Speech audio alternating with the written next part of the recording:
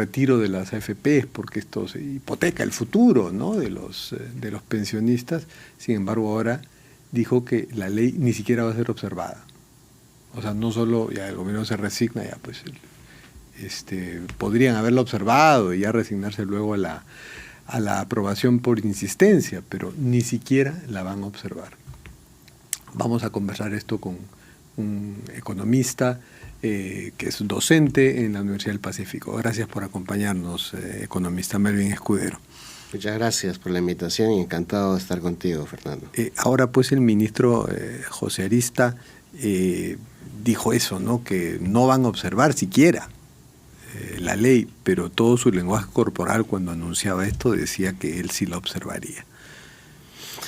Bueno, es una lamentable noticia para el país desde mi perspectiva, porque estamos dejando desamparados más de 8 millones de peruanos que van a tener cero de ahorro de pensiones, cuando el derecho a la pensión incluso está consagrado en la Constitución peruana. En los peruanos, como trabajadores, como individuos, de acuerdo a la Constitución, tenemos el derecho a una jubilación digna y a una pensión. No sé de qué estamos hablando, pero en términos políticos cualquier cosa puede pasar. Entiendo yo, por declaraciones anteriores del ministro, que él no ha estado de acuerdo. No, de hecho no está de acuerdo, ¿no? Todo su lenguaje corporal lo decía. Pero obviamente él es parte de un gobierno. De un gobierno débil que cede ante el Congreso. Eso no es positivo para el país. ¿Por qué? Porque los gobiernos y el propio Congreso tienen que actuar con responsabilidad. No solo respetando la Constitución, pero sobre todo velando por el futuro de 33 millones de peruanos. Me explico de una manera muy sencilla. Chile, Colombia, México, también tienen gobiernos socialistas, bastante cuestionados. En México, desde el inicio de la pandemia, no se ha retirado ni un peso mexicano, ni un dólar. En Colombia tampoco. En Chile se retiraron 3 veces y ahí se cortó. El Congreso dijo nunca más. Y hay países, creo que Gran Bretaña, donde se aprobaron retiros, pero como préstamos. O sea, ya puedes retirar, pero después lo repones. Claro, incluso en Australia se hizo ese mismo mecanismo, pero debido a una emergencia, a una grave crisis global que fue la pandemia, donde se entiende que pueden existir estos retiros. Pero cuando uno ve un contexto en el cual todas las instituciones técnicas del país que tienen que ver con el tema de pensiones, que tienen que ver con temas económicos, están diciendo no, de manera repetida además. Cuando se presentó el 5º retiro, el 6º retiro y ahora el 7º retiro, usted le pregunta a los técnicos del Banco Central, el señor Julio Velarde ha dicho, señores, hay que incrementar el aporte a las pensiones, no retirar. Lo ha dicho públicamente. La SBS repetidamente en todas las sesiones de la Comisión de Economía y en donde ha sido invitado ha dicho no más retiros. El propio ministro Arista previamente había declarado no más retiros. Todos los ministros anteriores han declarado no más retiros. Las clasificadoras de riesgo internacional están diciendo, señores, con estos retiros usted pone en riesgo la calificación que tiene el Perú. Nos pueden bajar la nota y eso impacta en todos los peruanos. El mercado de bonos soberanos se ve impactado y afectado de manera sensible por esta situación. Sí, y lo terrible es que estas reflexiones las hemos hecho no por primera vez, sino en los 6 retiros anteriores. Tal vez no en el primero, que fue un contexto de la pandemia y estábamos muy preocupados en el día a día, la economía estaba pues por los suelos y más bien esto aumentó, dio cierta liquidez y reactivación de alguna forma el primer retiro, ¿no? Claro, lo increíble además es que solo pasa en Perú, es un fenómeno peruano. El 7º retiro ya es un exceso y además de 4 UITs. ¿Por qué es un exceso? Lo digo de manera muy, muy simple. Normalmente cuando se hace este tipo de beneficios extraordinarios es para ayudar a los que menos tienen. Bueno, hoy en día, antes de que se ejecute este retiro, hay 2 millones de afiliados, hay 9.1 millones de afiliados en el sistema privado de pensión. 2 millones de afiliados que ya no tienen ningún sol, cero. Hay 5 millones de afiliados que tienen una UIT. Porque lo anterior ya se lo retiraron. Y que la van a poder retirar y muchos probablemente lo retiren. Exacto. Es que lo que va a suceder es que lo van a retirar, como ya pasó anteriormente, la gran mayoría, el 80%, 85% retira. ¿Y qué pasa con el que sí se toma en serio su fondo previsional y no quiere retirar hasta que se jubile? Entonces se sigue acumulando en ese caso. Ese va a terminar perdiendo porque no van a ser menos rentables sus fondos? En el corto plazo sí, pero a largo plazo se beneficia porque todavía tiene ahorro que va capitalizando y con el tiempo de la capitalización le va a dar probablemente una tasa de reemplazo que les dé una pensión decente. Pero la preocupación es por los que retiran. Su pensión en promedio debería estar cayendo entre 40 y 50% menos de lo que iban a retirar. Entonces, hay mucha gente que se queja, oye, las pensiones a los jubilados de la ONP, de las AFP son ridículas.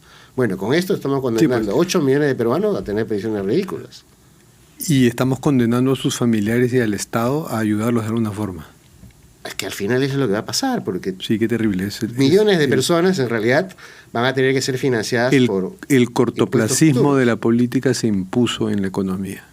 Yo diría el interés político, que no es interés nacional. Que suele ser cortoplacista. Exacto. Entonces, es una situación en la cual incluso, permítanme, hay que evaluar el impacto y la responsabilidad de estos congresistas que están tomando estas decisiones. Sin embargo, ahora hay algo nuevo para conversar, que no había en los anteriores retiros. La posibilidad de que se discuta una reforma integral del tema de pensiones con la peculiaridad de hacer asequible a los informales, a los independientes, a los autoempleados, un fondo previsional a partir de una contribución que se desgaje de su consumo, o sea, del IGB o del impuesto selectivo al consumo.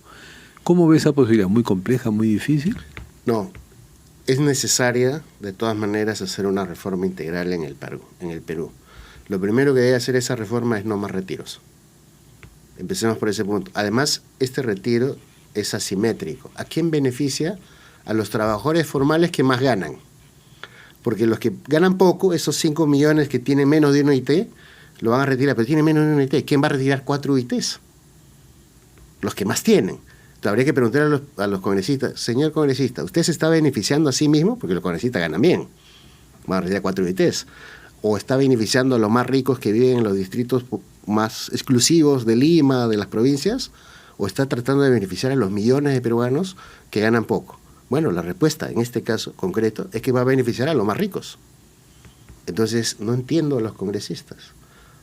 ¿Es beneficio propio y a los o más es ricos, a los más ricos? Dentro de un 30 o menos % de la población que es económicamente activa, que es la que tiene empleo formal. La que tiene empleo formal y por lo tanto puede tener una AFP, ¿no? Exacto. ¿Y usted conoce más o menos el cronograma? ¿Cuándo es que se pueden retirar esto? Según se ha más o menos anunciado, se va a hacer en 4 cuotas.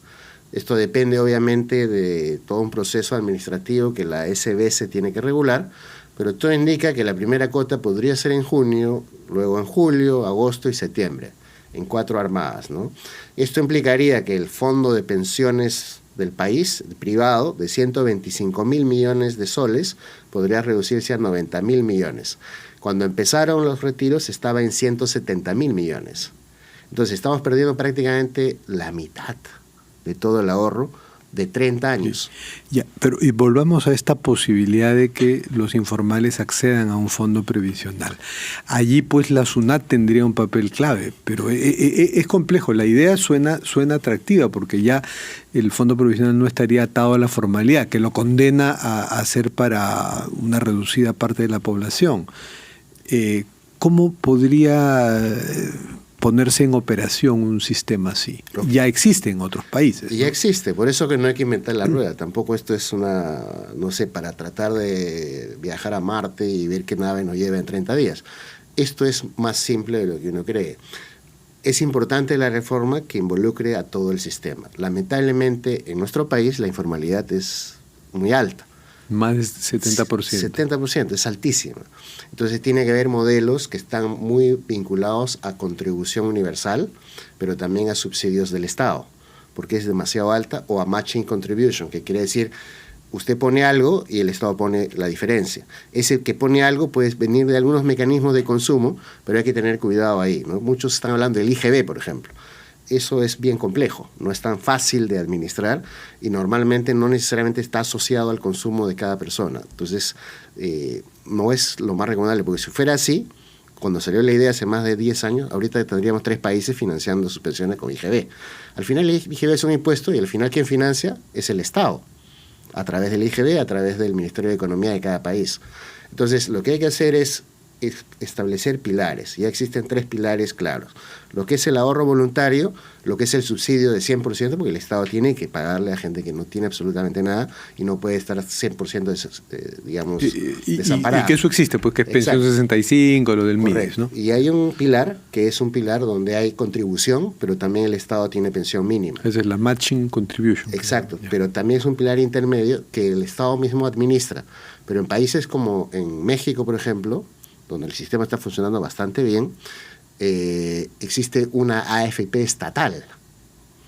El sistema es único, solo AFPs y hay una AFP estatal. O sea, no es fondo común, no, es fondo, cada uno tiene su cuenta. Tiene también el fondo común. Pero el Estado lo maneja. Exacto, ¿no? Pero lo impresionante es que López Obrador uno lo puede criticar de muchas cosas, y de hecho no es muy popular. En México es popular porque es muy popular. Es muy popular. En gastos públicos. Es uno de los presidentes con más aprobación en América Latina. Pero hizo algo que no ha hecho nadie en América Latina. No retiró ni un sol y ha incrementado el aporte de 6 a 15% de pensiones. ¿Por qué? Porque él quiere tener trabajadores jubilados felices. Acá vamos a tener trabajadores jubilados en la miseria. Entonces, ¿qué es lo que va a pasar? Cuando venga un gobierno responsable y se cumpla la Constitución, ok, incrementemos la contribución.